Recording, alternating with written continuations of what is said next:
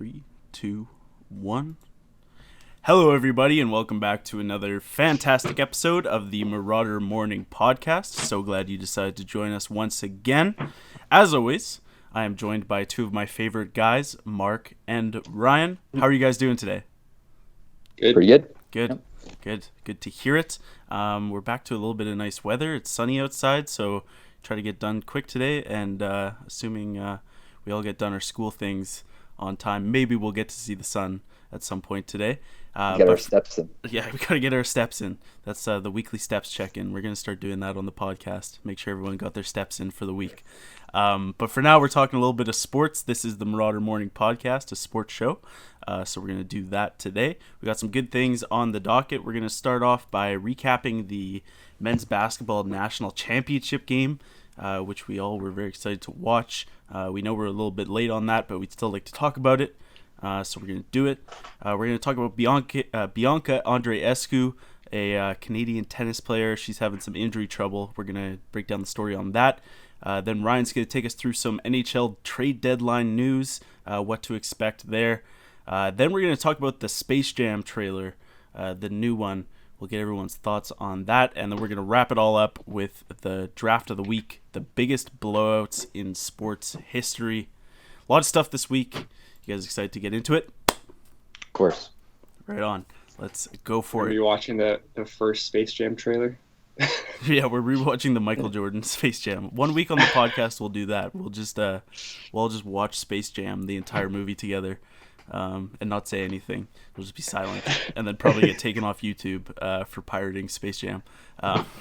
That's coming up maybe in the next couple weeks. We'll see what happens. But yeah, the new Space Jam trailer today.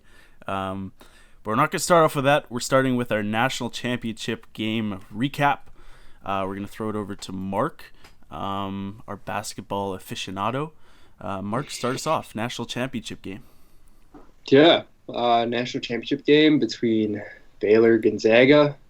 It's supposed to be a big game. Sure, this is coming out next Monday, so everyone's seen the finish. Going into the game, we all talked about Baylor and how good of a defensive team they are. I don't think we touched on how good their offense was. I think maybe we touched on a little, but I think we emphasized their defense a lot more. Same with Gonzaga. I think we all said that they can definitely put up points. And with like 3 potential National Player of the Year candidates, we all thought it was going to be a closer game. Obviously, it wasn't as close as we thought. Baylor wiped the floor with them in the first 7-8 minutes. They were just cooking them. And it was, I remember watching the game and kind of just, I was in shock for 6 minutes because I'm like, I don't think any other team could hang with Baylor.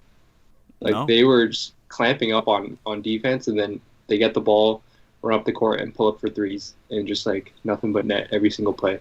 So, crazy game. Gonzaga, tough way to end the season. Didn't get the undefeated season, but Baylor definitely showed that they're truly the best team in college basketball. Yeah, absolutely. I think maybe in NCAA tournaments that I can remember, this is probably the most dominant Final Four performance I've seen from a team. If you throw in the 2 games, the one against Houston and the one against Gonzaga, I mean, neither of those games were up in the air at all. I mean, Baylor took it and then just never gave it back. And it was that combination of insane defense where there's just no room to score. Houston and Gonzaga are both very capable offensive teams. Houston is good on offense. Gonzaga is amazing on offense. And Baylor just gave them no room to score. I mean, you look at the box score and it says that that Gonzaga had 51% on their field goals, but you watch the game tape back and it does not look like that. I mean, it just looks like they could not get to the rim at all. And then, the one area that just really blew this game open for Baylor was behind the 3-point line. Baylor went 10 for 23 and Gonzaga went 5 of 17. And again, it seems even worse than that. It seemed like Baylor hit 100% of their threes throughout the game. So I just can't say enough about how impressed I was by this Baylor team. Ryan, thoughts? Yeah, big stats guy, Duncan, all of it. Yes. But yeah, just when I was running through the stat line after watching the game, I mean, Baylor threw up 24 more shots uh, than Gonzaga did, and you can just tell watching the game just how much possession Baylor had compared to Gonzaga. It felt like Gonzaga had the ball like 5 minutes of like the entire game. Mm. Um, yeah, they just like Baylor just took it to them. They controlled the boards. They had less turnovers, and that poor first half. Like I think at one point it was like 40-20 or something. Yeah.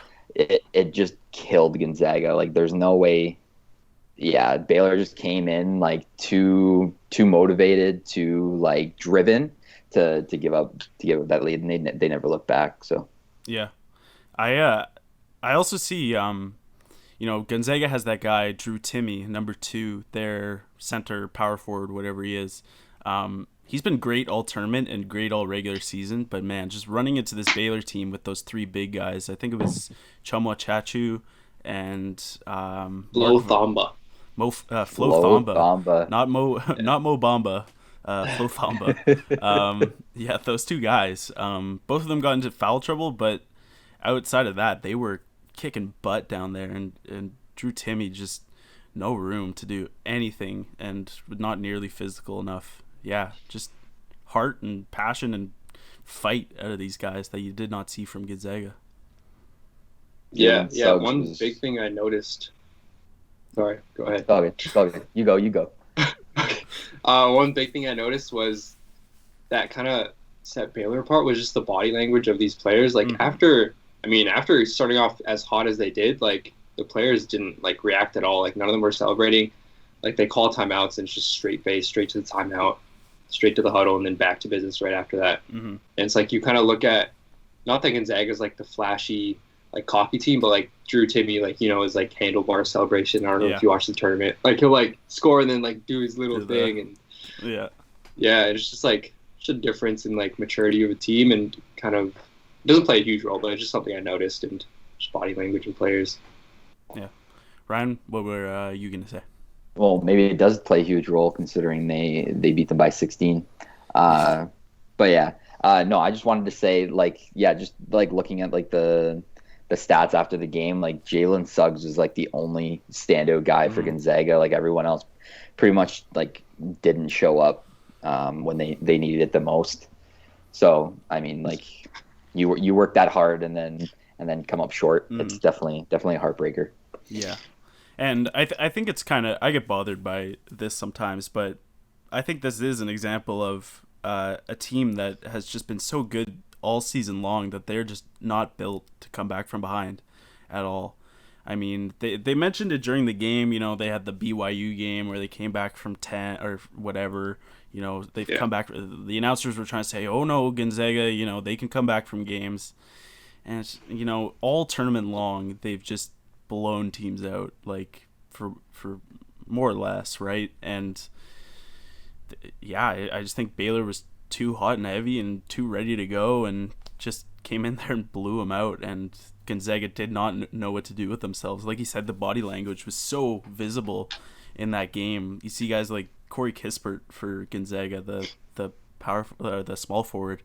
He halfway through the game, he just started hucking up shots where, okay, that's a garbage time shot, right? Like, and you guys are still more or less in this. I mean, it's 12 points or whatever it was at that point, but still a very winnable game. But just no room, absolutely no room. You never ever thought from the opening tip when Baylor hits that first couple threes, you just never thought Gonzaga was ever going to get back in this game. Really impressive. I'm really blown away by this Baylor team. I picked them to win my bracket at the beginning of all this, but that's if you go back and watch some of our previous episodes, you'll quickly figure out that's by no skill of my own to pick NCAA basketball teams. But I am just, more impressed by this Baylor team in the Final Four than I have been with any team I've seen. Yeah. After watching that game, it's like, how did I pick any other team to win the tournament? Baylor's so good.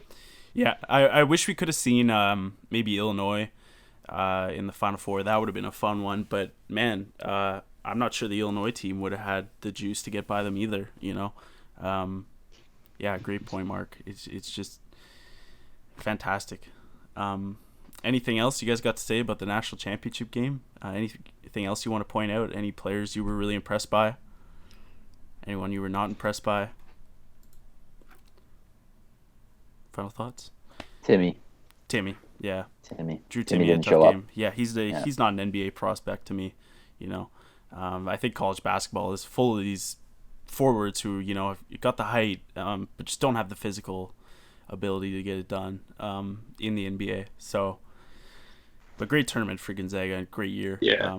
Yeah, that's a good point. Like if you look at like Drew Timmy, like do you see him scoring 20 against like Absolutely even like not. Dwight Howard? Dwight Howard's a beast still. Absolutely He's not. huge. Yeah, no. Like even take it down like a level from that. You think of some of the backup power forwards in the league. Yeah.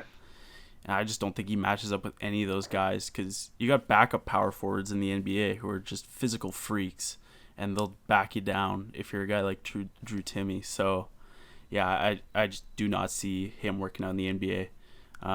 Jalen Suggs, I think, will be fabulous in the NBA, just like everyone else is saying. I'm not going to go against that. I think he was great.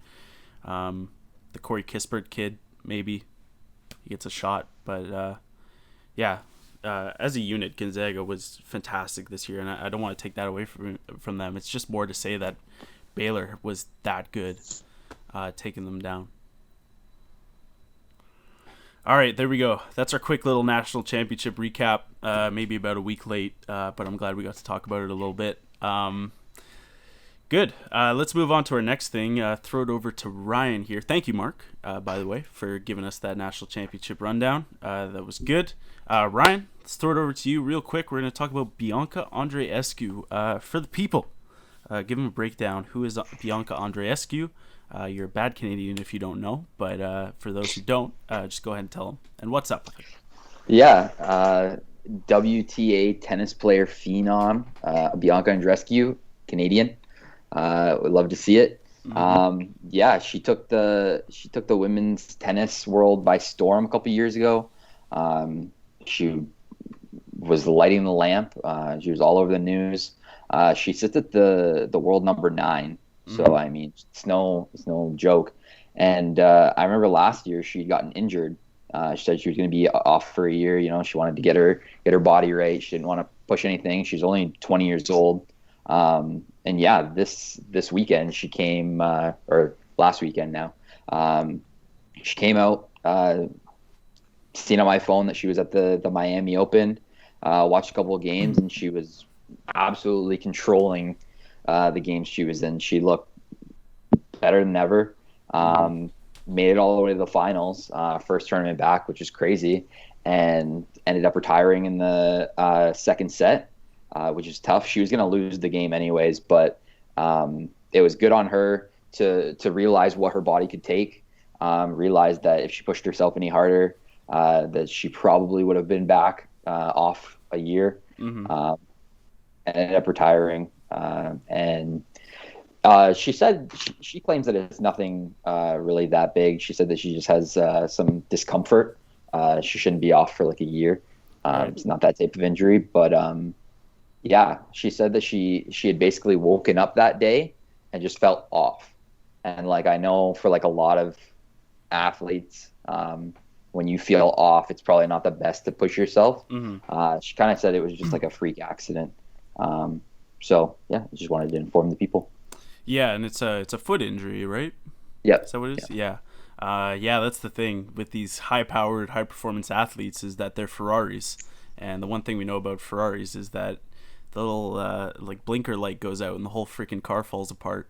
Yep. They're just that fragile. But yeah, Bianca Andreescu, a great Canadian. But the thing I worry about with these foot things, and I know she's come out and said it's not a big deal, but foot, lower body, you got to look at the sport. And to me, I kind of think of like Tiger Woods' back injury, right? That's an area that's just constantly getting worked on and moved on when you're playing golf.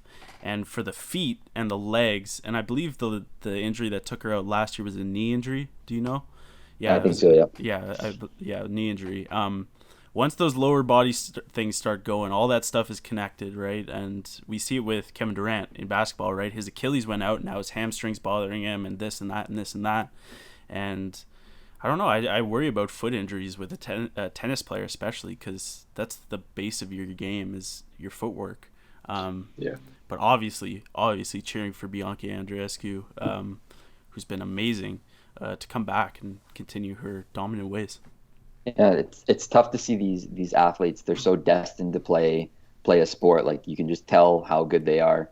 Like a Tiger Woods, like a Derrick Rose, Bianca Andreescu, and injury riddles. Just they suck. That's all I can say. They just suck. So yeah, hoping for the best for her.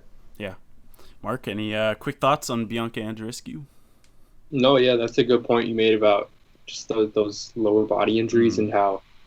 Yeah, especially looking at tennis, I mean, they're pretty much doing suicides the whole game. Exactly. Hustling that whole game. So if you rush back into performing at that high of a level, then you might ruin the rest of your career. So, I mean, at 20 years old, I think it's wise to kind of just make sure you're back to 100% before you come back. Yeah, totally. I think that's a great point. You just take your time with this one.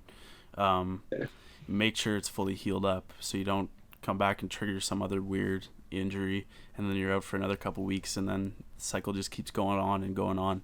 But yeah, we're all cheering for you over here, the Marauder Morning Podcast. This is before your guys' time, but last year I think I voted her my Canadian Athlete of the Year at the end of the year Marauder Morning Awards. So Marauder Morning Award winner, Bianca Andreescu, we're all cheering for you. There you go. Any other thoughts? Go for it. Her final interview thing that she was pointing out, contrary to Drake, she wants to be here for a long time, not just a good time. So we're hoping the best for her. Why not both? She could be. She could be. Yeah. Tennis is one you can have a lot of longevity in. I mean, you look at like Roger Federer has been around forever. Any of those top guys, Djokovic or Andy Murray, those guys play forever, right? On the women's side too, Maria Sharapova, Serena Williams has been at it forever. But just be careful. Like, don't mess it up for whatever little tournament you're going to play in, because that's what basically I'm getting at is you're going to have a long career. It's not like football or whatever where you kind of need to rush back. It's not going away anytime soon. Yeah, you'll be there. And she's got her name out, which is the good thing. She's not going to fall by the wayside in the world of tennis anytime soon anyway. There you go. Bianca Andreescu. Purrs up. All right, let's move on to our next thing. A little bit of a bigger thing. Back to Ryan on this one. We're going NHL trade deadline. Ryan, take us through it all. I'm sure me and Mark will have nothing to say. So, yeah, it's my favorite time of year. I love acting like my own sports analyst and following all the trades and grading the trades all myself. It's that time of year where somebody's a healthy scratch. It's like, oh, are they just bad at hockey, or are they on the move? And a lot of like the big names, I know Taylor Hall, he got scratched the other night, so I think there's definitely a trade coming for him. Kyle Palmieri, one of the top forwards on the list, plays for New Jersey. He's looking to be traded. Just a couple names I wanted to throw out that you guys should look out for. Obviously, Taylor Hall, already said it, plays for Buffalo. Buffalo is a team that is looking to sell. They just came off a 18-game losing streak, I think. So, I mean, Yikes. It's pretty evident that they want to sell. Kyle Palmieri plays for New Jersey. Again, they are not doing very well. Matthias Ekholm plays for Nashville. They're kind of like that middle team. Rasmus Ristolainen, again, plays for Buffalo. David Savard plays for Columbus.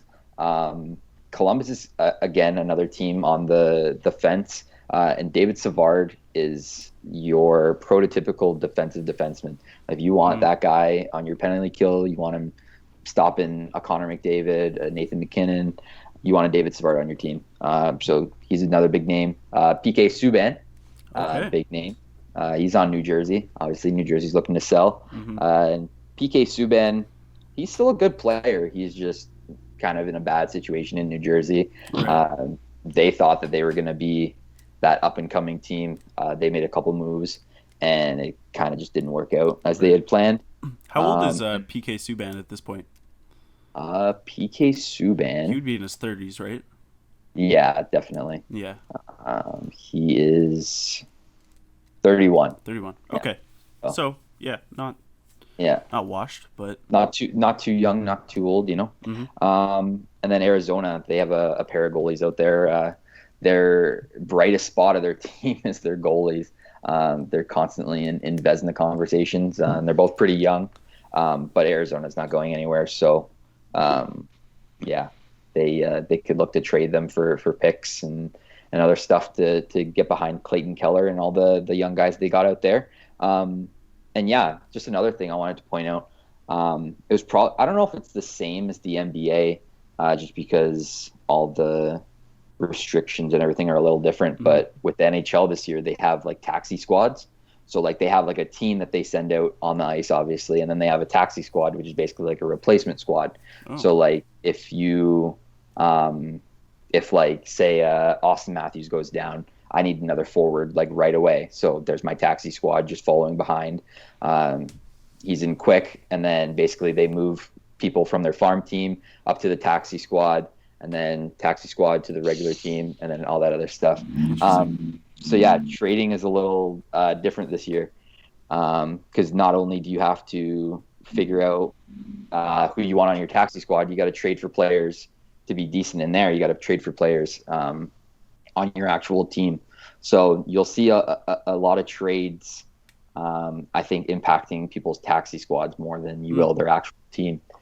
Just because I don't think a team like Toronto, they're off to their best start in franchise history, I'm pretty sure. They don't need to make any changes.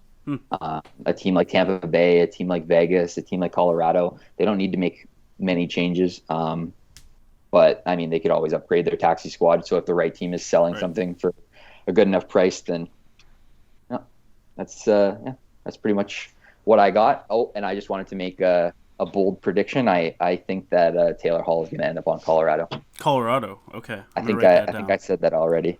I think I said it last year when he was looking to sign with a team, and he didn't end up doing it. But now I think Joe Sakic is going to work his magic and get him. Joe Sakic? Yeah, Joe Sakic. Yeah. So. Yeah. Is taxi squad the official like term? Yep. Yep. Interesting. So basically, yeah, they're basically just like chilling, watching the game, and they practice with the team, but they don't actually like play. Is that just for COVID this year? Yeah, it's strictly just for COVID. Like it's never been a thing. So. Yeah, because basketball doesn't really have anything like that. They have the G League team, which is more like your farm team. Closest I can think of is in football. Actually, is something similar. They've always had the practice squad, where you can sign. I think it's 10 or 12 guys that are just practice bodies for your team, and can be signed to the active roster at any time. I'd be interested to see if they maybe make something like that full time. I think it could work in the NHL. I mean, maybe not, because those guys wouldn't be playing as much, and maybe they'd just rather be getting some minutes with a farm team or something else like that. Be interesting. It works in football quite well, I think, and it gives guys opportunity to practice at a higher level and get some good competition and get better. So I think a version of it could maybe work full time. It would definitely offer a lot more jobs, and it would definitely push certain guys to play better. Like if somebody on your taxi squad is playing better than somebody on your regular lineup, then you can switch them out and kind of give the guy that was on the lineup like a nudge, saying, "Hey, like look, you're not like a permanent guy on this team. Like you're not giving me 110%. Then we can switch you out." Yeah. So. And hockey's a cool one, It's not like football, where like football it's like, okay, this guy is starting or this guy is starting. Hockey, you have the rotations, right? So you can just start taking minutes away from guy and add minutes to the other guy and kind of go, look, like you're still playing, but we're gonna start taking minutes away from you if this taxi squad guy keeps outperforming you. Yeah, I think that's a fantastic point. You see it all the time. Guys start the year on the second line and then slowly move their way down to the fourth line, and then they're being switched out all the time. You've seen it with Jimmy Vesey on Toronto. He basically was on the fourth line and then ended up getting waived and then signed with Vancouver. So happens all the time. and now he's in the middle of a COVID lockout. Yeah, poor Vancouver. For Vancouver. That's another thing. It's too miserable to talk about on Yeah, this show. I know. It just sucks. Go Google it on your own if you want to be sad. Which team do you think can get the most quickly better, if that question makes any sense at all? Like, who could it did it? Who can get better the quickest through this trade deadline? Like, who's just a couple moves away from being a legit contender? I want to know who can really flip one of these guys into some wins here. See, I would say Toronto, but I don't see why they would sell, or why they would need anybody. So the teams at the top, I don't see how they could get any better. Man, I haven't really thought about like a team like on the verge, basically, like a Chicago Bulls in basketball that could like use that extra step.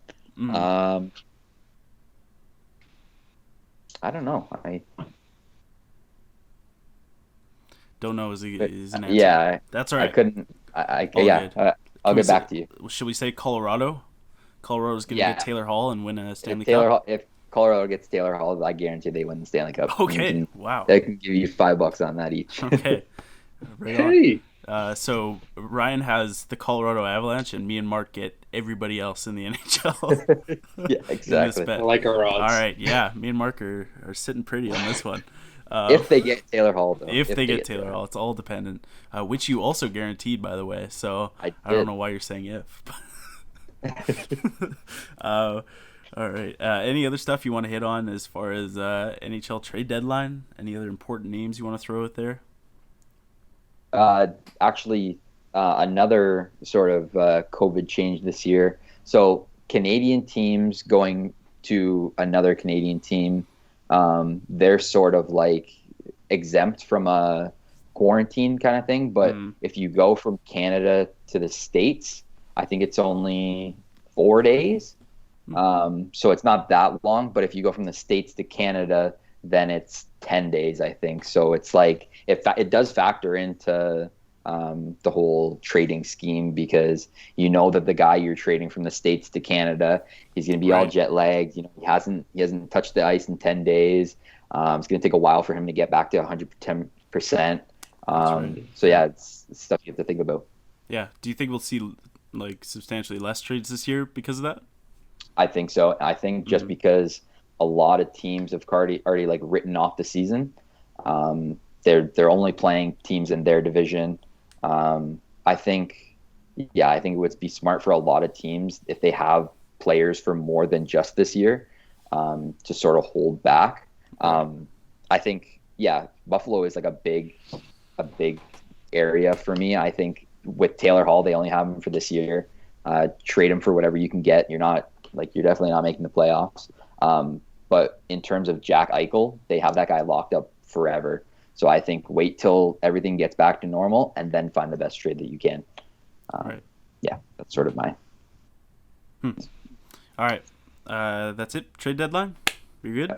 I'm actually looking at the teams. I think New York. New York is one trade away from Islanders getting or up Rangers? There. Rangers. All right.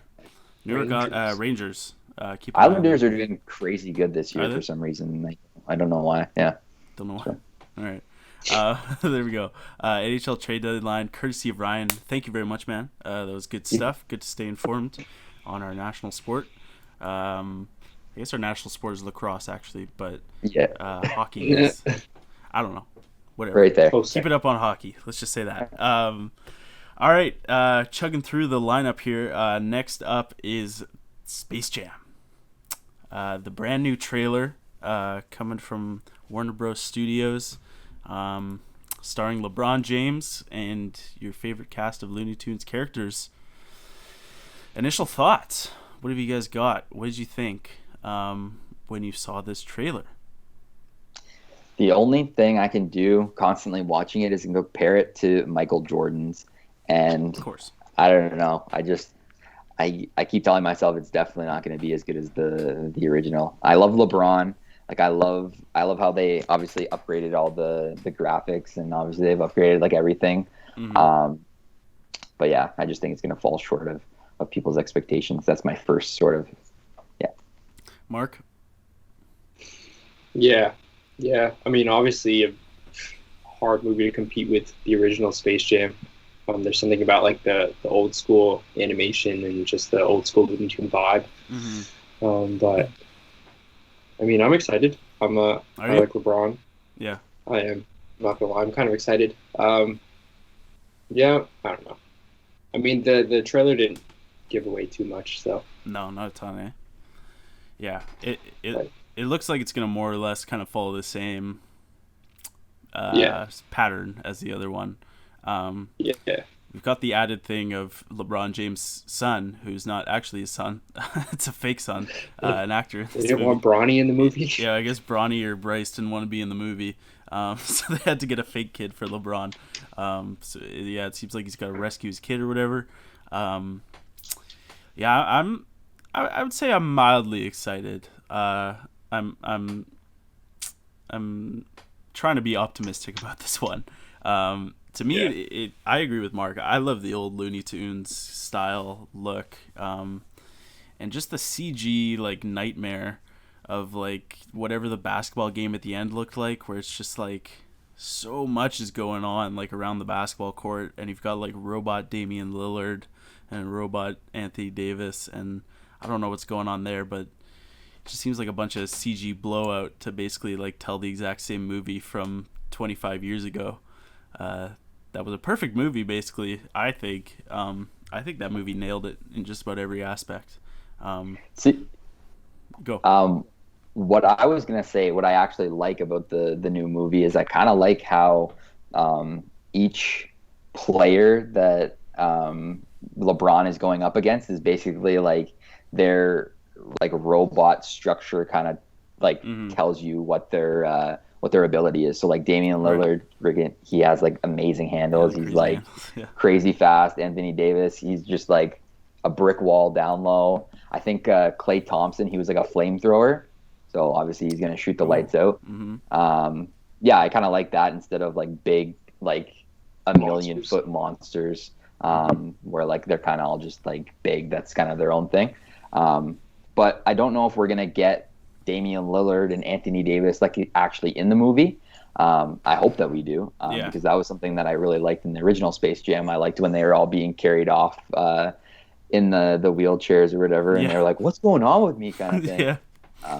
So, but yeah, it'd be interesting. Yeah. My guess is that we're gonna get like one of my favorite movie scenes of all time is in that original when the Monstars are going around and stealing, like you said, like stealing Charles Barkley's ability and Sean Bradley and those like bowling bags. Patrick Ewing. Yeah, Patrick Ewing to steal all those guys' abilities. So I think we'll probably get something similar, where the robots steal Dame and AD and Clay's abilities or whatever, and whatnot. So we'll probably get a cameo from those guys. I'm excited to see how those guys act like in a movie. Yeah. My guess is Anthony Davis is not going to be a good actor. I get the feeling he doesn't have the personality power to He's gonna be too stiff. carry it on the big screen. LeBron's good though. I don't know if you ever saw what was that movie he was in? Trainwreck? Trainwreck, yeah.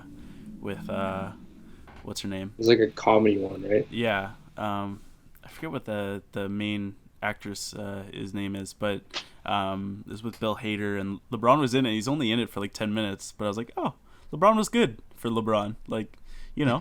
held it down. He had some personality, wasn't like a total rock. So, hey, I'll take it for an NBA, a guy who's been in the NBA his whole life. Pretty good actor, I would say. So I'm not worried about what LeBron's going to do. I'm just worried they're going to turn this into like look what we can do with CG, and then it's just going to be like a total rip-off. Because in the trailer, one big thing I noticed was there's like characters from all over the place. Mm-hmm. Yeah. Like, it's not just Looney Tunes. It's like literally like all like Cartoon Network characters. Yeah, the Iron Giant and like HBO stuff. HBO stuff, and it's like there was like a dragon from Game of Thrones. Yeah, sure.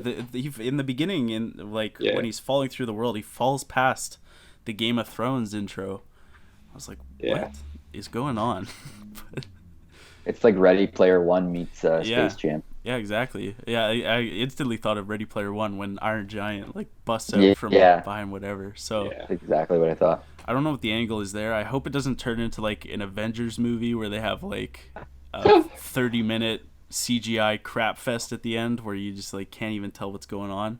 Um, but hopefully it's just a basketball game because the old one was so great. It was a basketball game, and that was the end, and that was the big climax of the movie, and that was perfect, you know.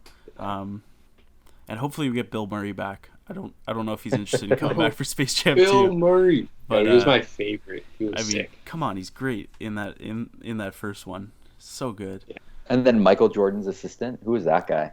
I want that guy Chubby back. guy? Oh, the guy from Jurassic Yeah. Park. Yeah. I forget the actor's name, but yeah. I mean, yeah, that's perfect. I mean, come on. And you got the opening where Jordan's playing baseball and he's called back because he has to play. I mean, come on. It's just perfect. It's just, I think the soundtrack in Space Jam, the original one too, like I Believe I Can Fly, and Yeah, come on. Yeah. the Space Jam song. Yeah. It's a lot to live up to. I don't Yeah, know. it's a ton. It I is. mean, for like, instantly when this was announced, I was just like, okay, but why? You know, like, for a multitude of reasons. One, Yeah. because we already have the Space Jam movie, which, as I've said, is like a perfect movie. And I get the reason to make remakes, and I get the reason for LeBron to do his own movie, but I would just rather see LeBron do his own thing. You know, go make your own movie. Like, Kyrie had the Uncle Drew movie, which, like, wasn't that great and wasn't, like, that successful, but it was good, and it was kind of funny, and it was, like, its own thing. Better commercials. Yes, yeah, definitely better as a 30-second commercial than a 2-hour movie. But Yeah. yeah, I just would have liked to see LeBron. You know, he's got 1 million people on his team. He's got Maverick Carter, and he owns the Red Sox or whatever. And so, you know, he's got 1 million people on his payroll. You know, just come up with something original. You know, I'm sure someone could come up with something. yeah, you know, there's got to be a basketball themed movie, and you know, you could come up with something fun. I just think, you know, Looney Tunes, like playing a basketball game in Looney Tunes is such a crazy, unique idea. Like, that's just out of nowhere, like awesome, excellent, unique movie idea, and I don't know, but like I get it, like, and I'm not totally bashing the new Space Jam. I will watch it. I'm excited for it actually, but I just would have liked to see LeBron do his own thing because I think he could. That's what I'm saying. Yeah. Yeah. I just hope that like the new generation of kids doesn't come out, watch the movie and be like, wow, this is way better than the first one. Like, Yeah. Oh, listen, no. Ugh. listen. Oh. When people Get off your iPad. Yep. when people went and saw that new Lion King movie and said it was better than the original, it was like, yo, like, come on, we got a fist fight now because you're crazy. And like, yeah, if anyone comes out, I'm just gonna be standing. I guess there's no theaters, but I would be standing outside the theater, just like, yo, what was better, the original or this one? Just Better bullying be the every original. kid. Yeah. Yeah. Yo, kid. Have The you thing seen is, I the feel like original? all parents would be like that too. Yeah, that's true. Yeah, I If don't their know. kid says the second one's better, it's like, listen, Hey, go to your room. no. Walk home. No, you walk up. Yeah, I mean, I'll like. I don't think. Is there any chance for you guys that this one overtakes the original? No. Any chance? Maybe like matches it, but that's yeah. Yeah, That's a stretch. Yeah. Like I don't even think that's gonna happen. So no. I mean, just like the combination of it was around when we were kids, so you know we have that connection to it, and then I just think it's Even the- classic. The jerseys as well. Yeah, the jerseys in the original were fire. Yeah, people are and still these ones buying are that just- crap today. I mean, Yeah, these ones are ugly. you walk around in the summer, and anywhere you go, you'll see one guy in the Michael Jordan Space Jam Toon Squad. jersey. Yep. Yeah, the Toon Squad jersey. I mean, yeah, it's great, and the Monstars are iconic and all that stuff. So, yeah, I'm not gonna totally bash this new one. I'm kind of worried about it. I don't know why, you know, there was all that stuff in the beginning with Don Cheadle and going through a portal or whatever. But we'll see where that goes. Not too sure about all that, but yeah, I'll give it a chance, and yeah, I'm excited for it, and I'm excited for LeBron in a movie. I think that'll be fun, and yeah, why not? Yeah, make I enough hope money it to doesn't. retire and What's that? make I enough hope it money to doesn't. retire and Yeah. oh sorry. Yeah, like LeBron James doesn't have enough money to retire by I now. know. I just hope it doesn't become one of those like I don't know Netflix movies that has like I don't know like a star, but it just sucks Right. and like just Yeah. like a tacky film. Like it's Yeah. such a big name to attach to a movie, so Yeah. like you gotta do work in the Yeah. box office.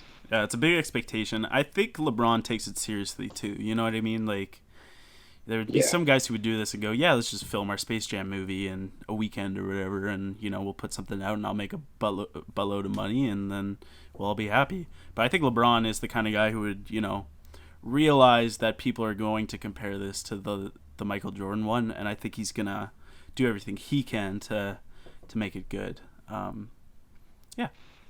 So there you Yeah. go. Does Michael I'm Jordan excited. make an appearance or Oh no, no. No? He's Dude, Michael drunk Jordan- and high. Yeah, dude, Michael Jordan doesn't leave his house for crap these days. He owns the Hornets, and you can barely get him out to a game. He goes to like one a year. Jordan's gonna be like the green boss guy in the original Yeah. Space Jam. Yeah, the- That's gonna be him. Yeah, That's literally him nowadays, always smoking. yeah, yeah. He's always got the cigar. He's always got the bootcut jeans. Yeah, he's looking good these days. Yeah, but I don't think Michael Jordan. Same with Bill Murray. I think Bill Murray's a little past caring at this point about being in a Space Jam movie. But I'd like to see him back. I'd be up for a Bill Murray redo Cameo? in Space Jam. Yeah, bring him back. Who else can we bring? Who else was in the original? Got Larry Bird, Charles Barkley. Oh yeah, I'd like to see Larry Bird. Yeah, I think Larry Bird could be in this movie. See him make a little. He should Charles have been. Barkley would be funny. Yeah, Charles Barkley should have been the Don Cheadle character. Come on, where he's like the robot or whatever, the hologram at the beginning. Yeah. That would have been perfect for Charles Barkley. He would have tanked it, but it would have been hilarious. Yeah. So, yeah. Now I hate it. Damn. All right, there we go. Space Jam trailer. Let's. What do you guys think? Out of 5 stars, 3.5. 3.5. Okay. Yeah, I'll go 3.5 right now. I'll also go 3.5. Nice. All right. Marauder Morning gives the Space Jam trailer 3.5 stars out of 5. Way to be original. Yeah. All right. Final thing on the docket for today, and we got 18 minutes for it. We had nicely spaced out the show today, so we got lots of time to talk about the biggest blowouts in sports history. This is our Draft of the Week segment. If you're new to the show, we do one almost every week. We go pick by pick. Usually 3 rounds, sometimes less, very rarely more, but usually less. But we'll try to go for 3 rounds today. Biggest blowouts in sports history, inspired by the Toronto Raptors ruining the life of the Golden State Warriors, sucking the soul out of them. What was it, a 53-point win? They were up by 63 at one point. Yeah. Like that. Yeah, Something that crazy. was ridiculous.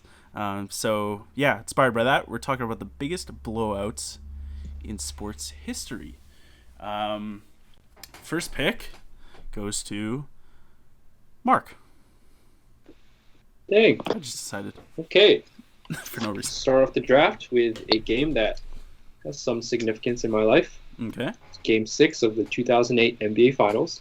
The Lakers against the Celtics.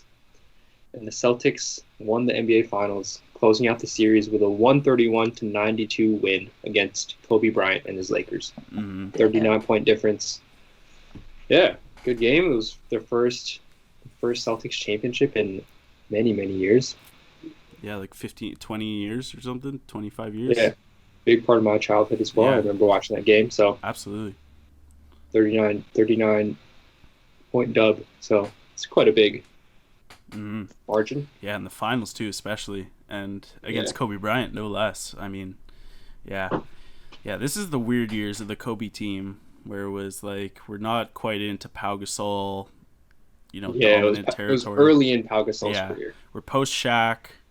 We're we had the Karl Malone. Was this the year with Karl Malone was like playing? No. that was earlier. No, right? this was like That's way Lamar earlier. Odom. Yeah. Right, it's the Lamar Odom Pau Gasol team that hasn't quite figured it out yet. Kobe Bryant's awesome still, But then they go up against the Celtics team that is just ready to go. Ray Allen, Kevin Garnett, anything is possible. Paul Pierce, Rajon Rondo. I mean, yeah. And I think at this point of the series, they kind of figured out that they weren't going anywhere with this one. So I'm not sure they played their most hardest played game ever, but I totally remember this one. Awesome game. Ryan, do you remember the 08 finals? Nope. No, not at all. All right, well that's all right. You remember Kevin Garnett though, right? Excellent of course. player. Yes. Yep. Yeah, best power forward ever. Possibly. That's a draft for another day. Best power forwards of all time. Let's not get ahead of ourselves. Great pick there, Mark. Let's go over to Ryan. Pick number 2. Who do you got? Pick number 2. I had mentioned it in our little pre-meeting, pre-show. I'm going to take it to the 2008 Winter Olympics. I don't actually know where it was, but It was sort of like a tryout for the lower teams to make it into the 2010 tournament, and it was between Slovakia and Bulgaria, and the score ended up 82-0. Hockey? For Slovakia. Yeah. Whoa. In a hockey game? Yeah. And I remember hearing about this back in 2008, and I was like, oh, okay, it's just some joke page, like whatever. It didn't actually happen. And then I looked it up, and I was like, holy crap. Okay, yeah, maybe that is real. So that's my first pick. So Slovakia and who? Slovakia and Bulgaria. 82? What the heck? What? There's only how long is there a hockey game? 60 minutes? 60 minutes, yeah. So you're sort of scoring a goal once a minute plus, once every 40 seconds. Basically, you're putting a goal in the net. Jeez. Averaged 1 goal every 44 seconds. Jeez. And the shot difference was 142-0. It took not even a shot. 142 shots. Yeah. Oh my good grief. So they were averaging 58% on their shots. So basically every other shot they were scoring. So, oh my god. Pretty insane. Usually you get those kind of just absolutely wacky scores from games from the 1910s or 20s. Yeah. And I've got one of those on my list coming up. But back in the day when people were playing sports for an hour a week, and that was your professional hockey players. And some people were actually practicing, and other people were plowing their farms and smoking cigarettes. Right? There was no organization. So that's what you see. And then you hear some weird story about the goalie had a stroke mid-game and scored on himself 40 times, and somehow that counted in 1920. But this is 2008, where someone's professional athletes. These guys are directed to hockey, national team. Oh, it was the women's team. Yeah. Women's team. Okay, yeah, but professional, legit athletes. The best hockey players in Bulgaria are probably still pretty good. You know what I mean? You'd hope so. I feel like I could play. I could play and get at least one shot on net. You think so in this game? I feel like I might get one. Jeez, that's amazing. Not even a shot on. Oh, yeah, that's amazing. Yeah, I'd never heard that word before. That's wow. That is just delightful. Thank you, Ryan, for that one. All right, my pick. That's a tough one to follow up. I'm gonna go a little more traditional with this one. I'm gonna go NBA Finals as well, Mark. I'm gonna go 1998 NBA Finals, Game 3. It's the Bulls with 96 points and the Utah Jazz with 54. What's the math on that? A 42-point margin of victory for the Bulls in the finals. It's the fewest points ever scored in a playoff game by a Utah Jazz team that had Karl Malone and what's his name? The white guy. Stockton.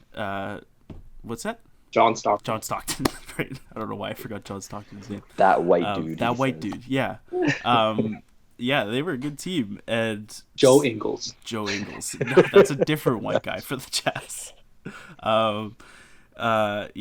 They were fantastic this year. Best record in the NBA the Jazz had. But then, you run into the buzzsaw of Michael Jordan, Scottie Pippen, Dennis Rodman, Steve Kerr, and you're done.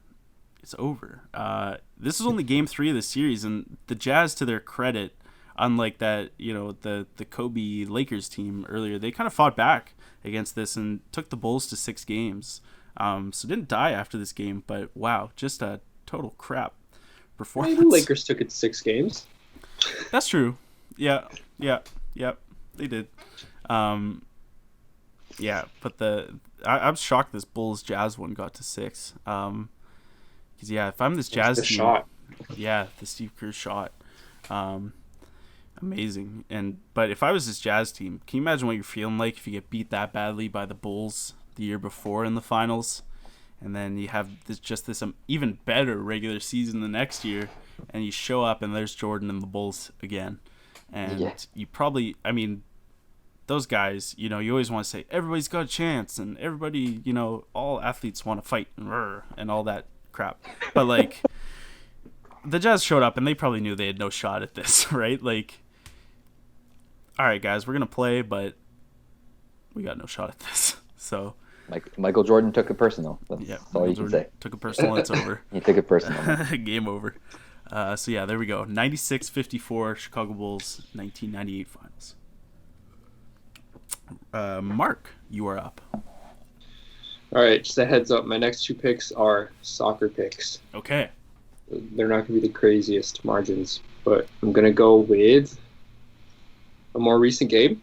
Mm-hmm. It's the Canada men's soccer team. All right. They're playing in the World Cup qualifiers right now, and they faced the Cayman Islands, and they beat them 11-0. Ooh.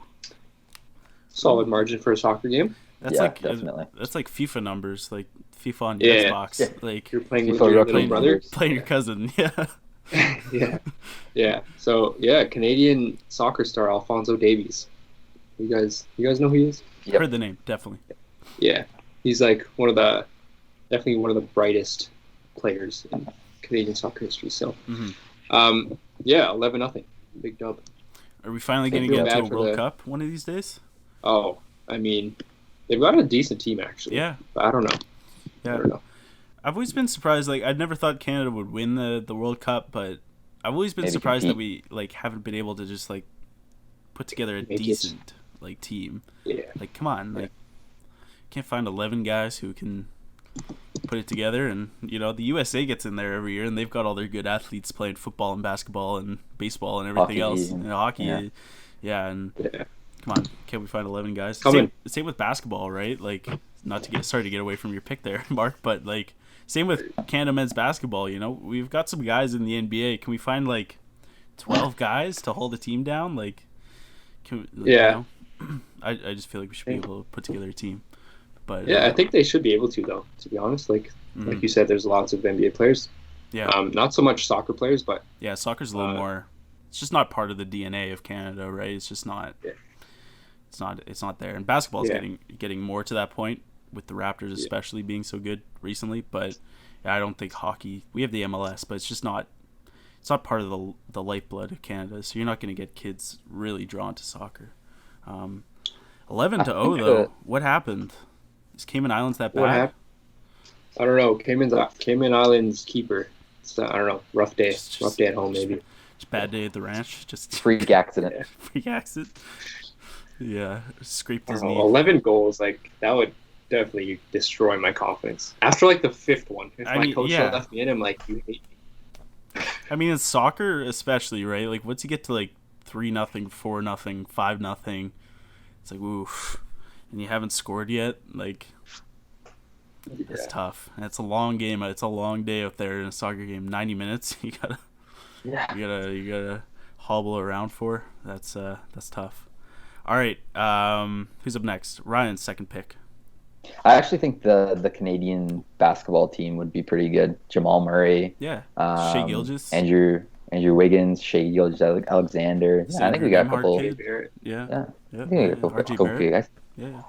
All right. So second pick. I think I'm probably going to be stealing one of yours, Mark, or Duncan, and I expect you to carry away the talking because I don't have a ton of football knowledge. But I'm going to take it to the 2009 Patriots versus Titans game. 59-0. If I read it correctly, the Titans quarterbacks combined for -7 yards that game, and Belichick explained it by, "We were just running the offense." Yep. Yeah. So it was just a pure domination from a Patriots team that was probably in their prime. Mm-hmm. So yeah, this is only like a year removed from them going 16-0 in the regular season, losing to the Giants in the Super Bowl. But this was the Randy Moss, Tom Brady, and Tom Brady. I believe, if I'm remembering this correctly, Tom Brady threw 6 touchdown passes in the first half. I think it was 6 touchdowns in one quarter. He threw. Holy. Yeah. Tennessee was actually a good team this year. Like, they were in the playoff conversation. I think they were 6-2 at the time of this game, and then lost this one brutally, and then ended up going 8-8 on the season. Team coached by Jeff Fisher. I think Vince Young was the quarterback, and Kerry Collins also came into the game at quarterback. Yeah, you got that right. Yeah, so uninspiring lineup for the Titans, and it was the biggest halftime lead in league history, 45-0. Yeah, and they had combined for 619 total yards. Yeah, that was just, I don't know what the heck happened there, but it's a cool looking game. If you go back and look at footage of this tape, nice jerseys. The Patriots have their old red and white AFL uniforms, and the those are dope. Houston's got their Oilers ones on, I think, and it's in the snow too, I believe. So maybe that's what the Titans can blame it on, the snow. Yeah, we're used to the snow. Of course, it's always the snow's fault. All right, my second pick, I've got a bit of an interesting one I teased earlier here. 1916, Georgia Tech versus Cumberland College. The score, it's a football game, by the way, 222-0. There's kind of a story behind this one. John Heisman was the coach of Georgia Tech. He was also the coach for the baseball team. The previous year, Cumberland beat Georgia Tech 22-0 in baseball, so John Heisman wanted revenge. Cumberland actually disbanded their football team, but John Heisman threatened to fine them $3,000 for not playing the game that they signed up to play the year before. So they threw together a team full of random students from the school, went out and got destroyed 222-0. Georgia Tech in this game had 978 rushing yards. Cumberland College had -42 rushing yards for the game. What? Yeah, there's an awesome video on this. I think it's on I think Secret Base or Super Bowl Nation, whatever they're called now.